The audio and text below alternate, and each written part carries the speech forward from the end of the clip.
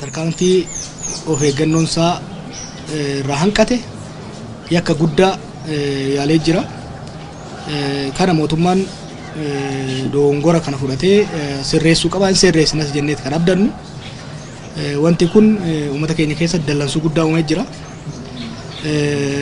Dallansuu kanas mormii isaatiin calaqqisiisaa jira. Haala kanaan hunda dura ilmaan Oromoo mirga isaaniitiif falmachuudhaaf mormii dhageessuudhaaf bahanii wareegamaniif Rabbi jannataan haa qananiisu jedha. Waan nama gaddisiisu, waan garaa nama gubu, kaleessa duunee, kaleessa miidhamnee, cabnee, jijjiirama kana finnee har'as du'uun keessattuu immoo yeroo jijjiirama finnee jenne kana keessatti namni keenya wareegama hunda caalaa waggaa 50 dabarsine caalaa wareegama garaan nu gubeedha jechuudha. Kanaaf buleen keenya madaaniif saffisaan akka fayyan Rabbi kadhannaa fi ummanni keenya har'as akka kaleessaatti akka diinonni hawwanitti akka abbootiin irree hawwanitti osoo hin tahin tokkummaan isaa kan dur jaalaa cimaa akka ta'e yeroo barbaachisee ta'etti hogganoota isaa mirga isaa gaafii isaa ittifachuu akka danda'u irra deebi'ee mirkaneessuu isaatiin ittiin hin boonaa jechuudha.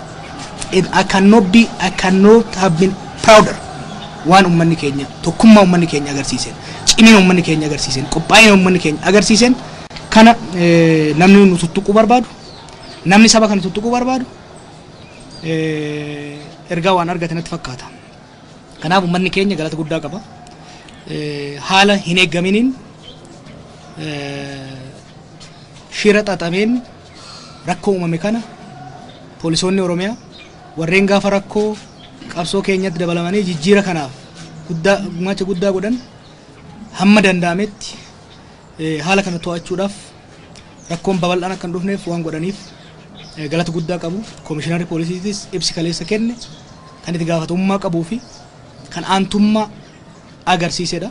Pirezidaantiin keenyas obbo Shimallis badii ofii hin qabneen kan inni keessatti hin hirmaateen rakkoo naannoo isaa inni bulchu keessatti uumameef miira itti gaafatamummaa qabuun ibsi inni kenne uummata keenyaaf aantummaa inni qabu sabboonummaa isaa waan agarsiisuuf galateeffatamuun barbaachisaadha. Qeerroon keenyas waan isaan ittiin abdannuuf waan isaan ittiin dhaadannuuf irra deebi'anii waan agarsiisaniif galateeffanna. Gara fuulduraa irratti mootummaan federaalaas ta'ee mootummaan biyya kana bulchu yeroon itti wal ajjeesan yeroon itti wal doorsisan dabreera. Wal doorsisuun kaleessaaf gaagamaaf nu fide. Wal ajjeesuun kaleessas gaagamaaf nu fide. Mootummaan kunis warri gorsa adda addaa kennee kararraa jallisuu barbaadus wanni beekuu qaban akka qabsaa'aa tokkootti akka nama moo siyaasaa qoratee tokkootti biyya kana keessatti wanti ummanni hin barbaanne amma booda raawwatamuu abadan hin danda'amu. It will be impossible waan ummanni hin barbaanne bakkaan ga'uun hin danda'amu. Afaan nama qabanii biyya ceessuun hin danda'amu. Doorsisanii biyya ceessuun hin danda'amu. Biyya ceessuu kan dandeenyu biyya kana ijaaruu kan dandeenyu wal dhaggeeffanne walii obsine mirga walii kabanye fedhii ummataa jiddu galeessa godhannee yoo sochoone qofaadha.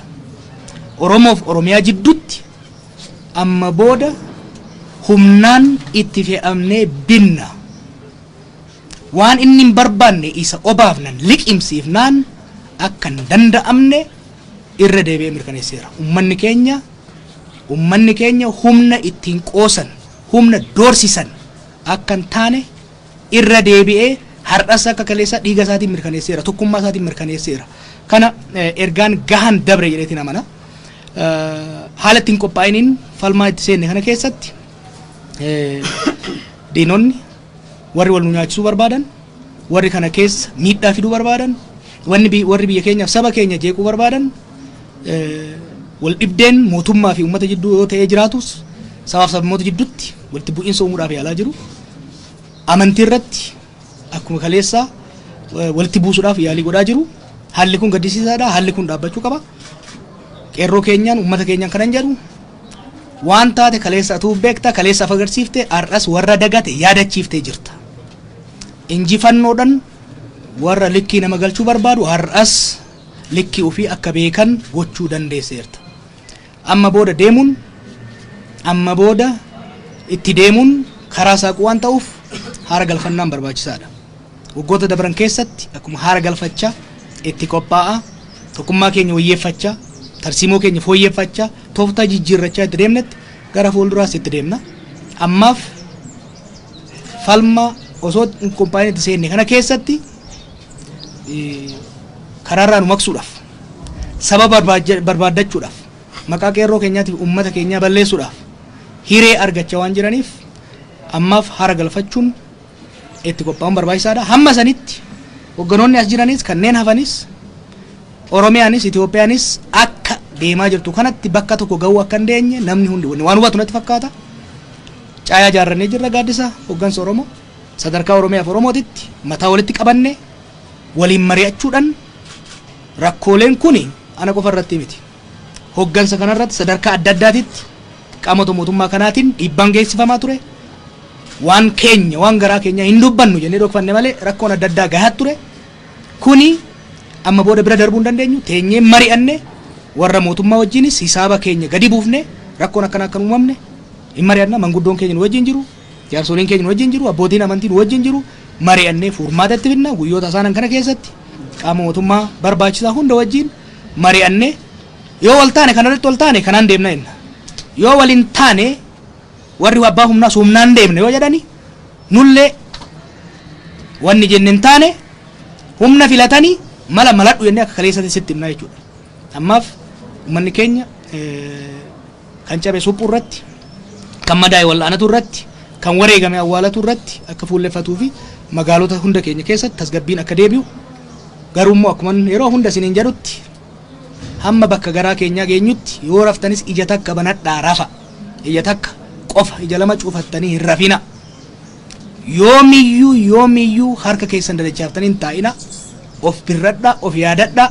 Wanti kalee dheengadda ta'e akka nuti of hin irraanfanne injifannoon arganne ka akka killeetitti eeggachuu qabnu kan harkarraa nu dha'ee buusuu barbaadu allaattiin hedduun akka jiru waan nu mirkaneesseef of eeggannoodhaan godhuun barbaachisaadha. Uummata kana fuulduratti mootummaaf edaamsaan dabarsuu barbaadu. Nuyis an mataan kiyyas jaallan kunis abbootiin kiyya kunis biyya kanatti kan galle rabbiif uummata keenya abdanne uummata keenya tajaajilla jenneet obboleeyyan keenyatu taayitaarra jira. Taayitaa nuu kennaa jenneen gaafanne nuu qoodaa jenneen gaafanne nullee dheengaddatti makamne abbootiin keenya waggaa 40-50 qabsoo kana keessa turan nuun mala waggaa 50 nututti xaare nuun mala hin jenne. Ijoolleen keenya hamma fadhees kaleessa diina wajjin yoo jiraatan har'a mana keenyatti nuu galaniiru, mooraa keenyatti nuu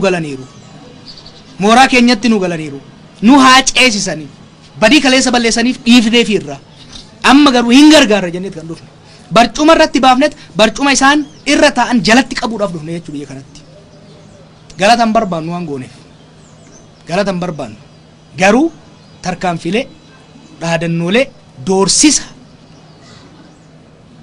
waan nuti dhufneef ce'umsa kana bakkaan gahuudhaaf billiqa bilisummaa xiqqoo mul'atte tana bakkaan gahuudhaaf carraaqqii nuti goonu kana kan cirracha itti naqu garuu kan hin fudhanne ta'uu warri mootummaatis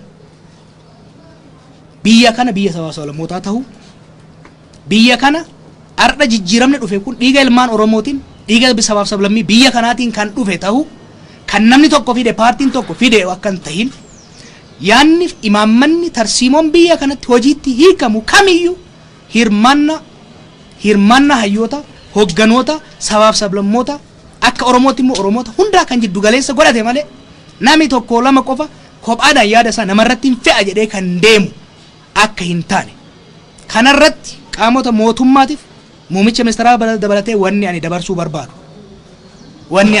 barbaadu dhufnee ka isin gargaaruudhaaf dhufnee isin tiksuudhaaf dhufnee isin kabuudhaaf dhufne isin kabanya isin jaalanna gaafa isin rakkattan isin bira dhaabbanna garuu wal afaan garagaluun walitti deebi'uun nu barbaachisu.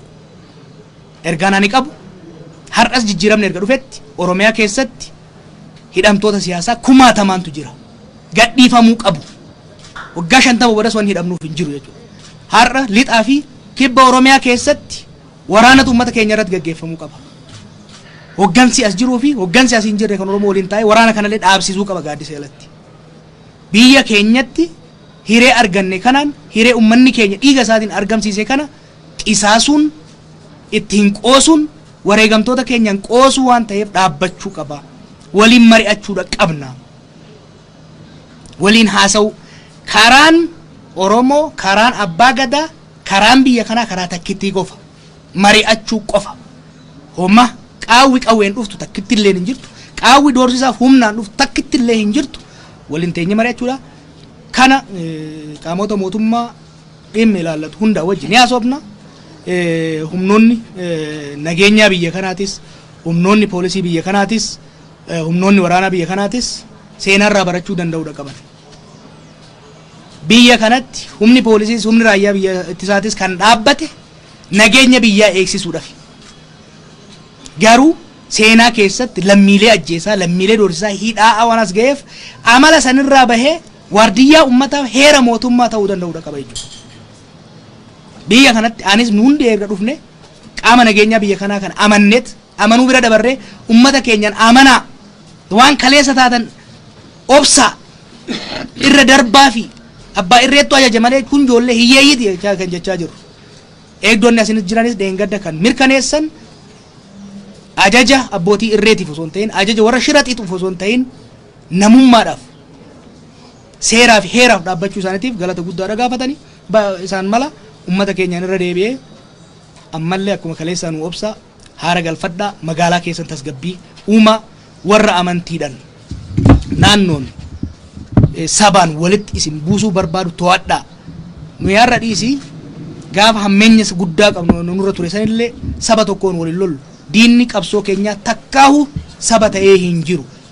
Abbaa irree warra sirna jallataa ummata saamuu cunqursuu barbaadu har'as yoo taate saba tokko wajjinis amantii tokko wajjis ummanni keenya rakkoo hin qabu.